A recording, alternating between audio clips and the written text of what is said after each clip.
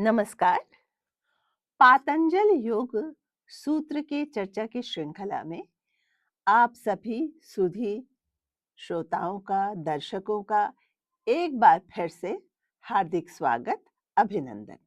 तो समाधिपाद के 40वें सूत्र में महर्षि पतंजलि ने यह व्याख्या की है कि जब साधक ध्यान में निपुण हो जाता है तो किस प्रकार से वह एक सामान्य मनुष्य से अतिमानस की अवस्था को प्राप्त कर लेता है। सूत्र संख्या 40। परमाणु परम महत्वान्तोस्य वशीकारः।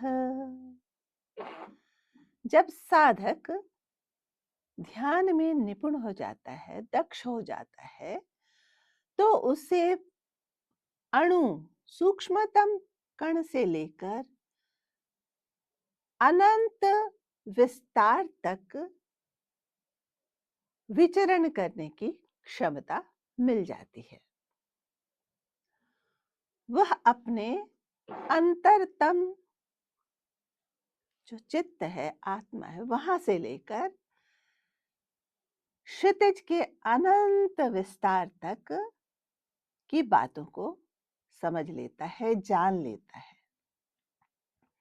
तो यह एक अलौकिक शक्ति है जो कि साधक को ध्यान के माध्यम से प्राप्त होती है। इस अवस्था में साधक न केवल अपने मन की विघ्न बाधाओं पर विजय प्राप्त करता है, बल्कि वह अपने चित्त के विभिन्न भावावेगों पर भी नियंत्रण करने की क्षमता अर्जित कर लेता है। अर्थात जो योग का परम उद्देश्य है चित्त वृत्ति निरोधः, तो ध्यान के बाद, परम ध्यान के बाद जब उसमें दक्षता आ जाती है तो साधक उस अवस्था पर पहुंच जाता है। लेकिन ये समाप्ति नहीं है, ये तो सिर्फ एक शुरुआत है अगले लक्ष्य की ओर।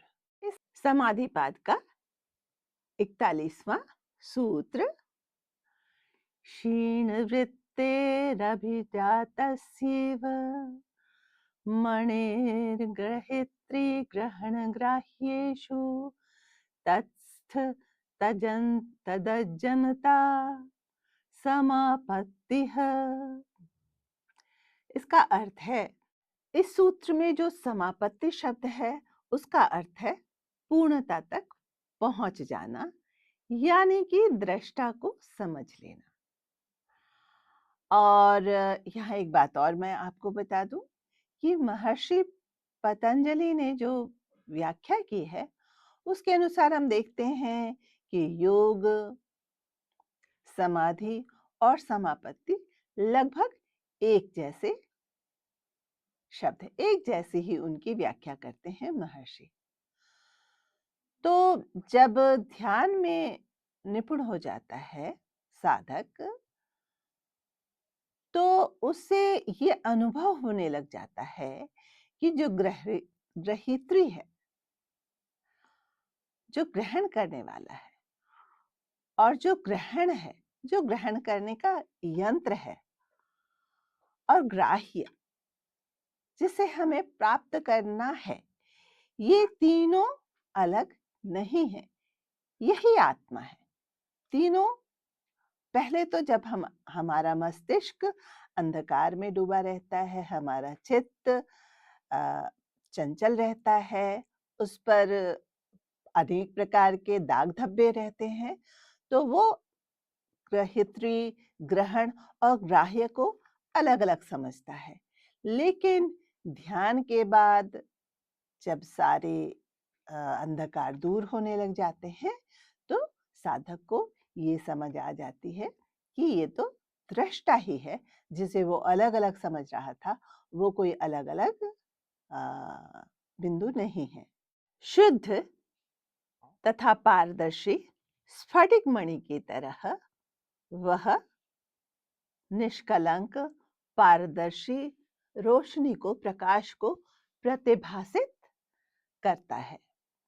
और इस स्थिति में जो सत्व, रज, तम इन तीनों गुणों से वह ऊपर उठ जाता है, उसका कुछ भी प्रभाव दृष्टा के ऊपर नहीं रह जाता।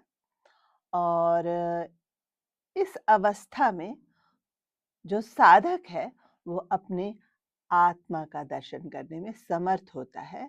और इस अवस्था में साधक का जो चित्त है वो झील की तरह शांत, स्थिर हो जाता है। समाधिपाद का अगला सूत्र, 42वां सूत्र इस प्रकार है। तत्र शब्द ज्ञान विकल्पैः संकीर्णाः सवितर्का समापत्तिः।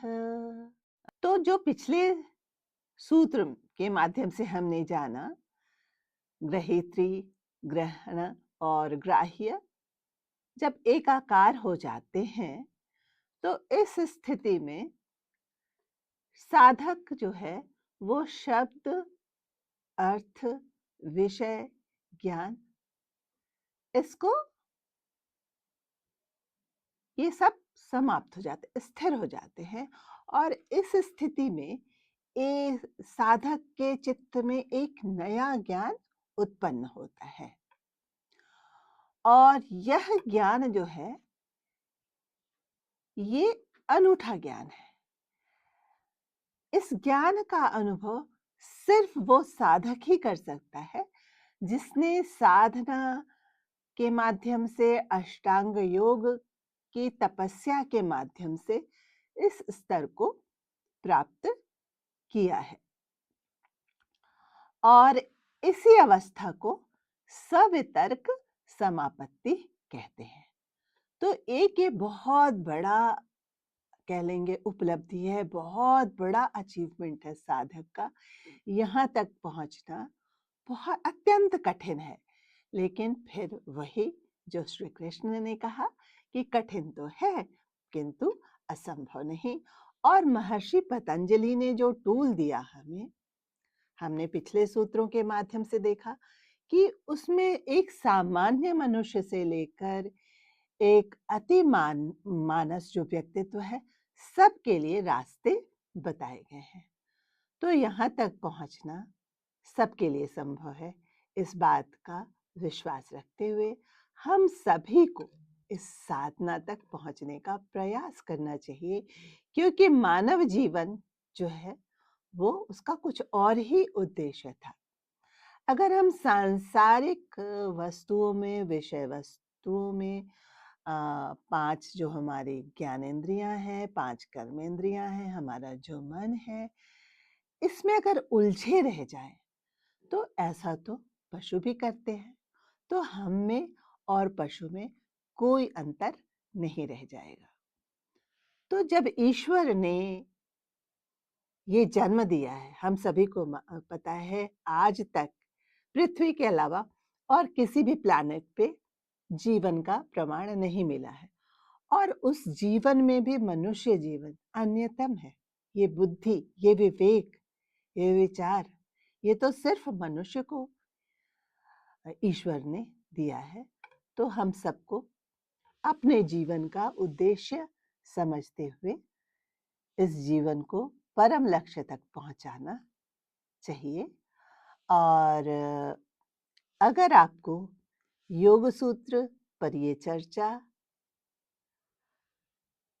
अच्छी लग रही, पहले तो आपके मन को पसंद आनी चाहिए। तो अगर आपको इसमें रुचि जग रही है और आप इससे जरा भी लाभान्वित हो रहे हैं, तो मैं यहाँ आपसे आग्रह करूंगी कि इस शिक्षा को ज्यादा से ज्यादा लोगों तक आप पहुंचाएं। ये भी आपका एक बहुत बड़ा सत्कर्म होगा मानवता के लिए। तो आज यहीं तक। नमस्कार।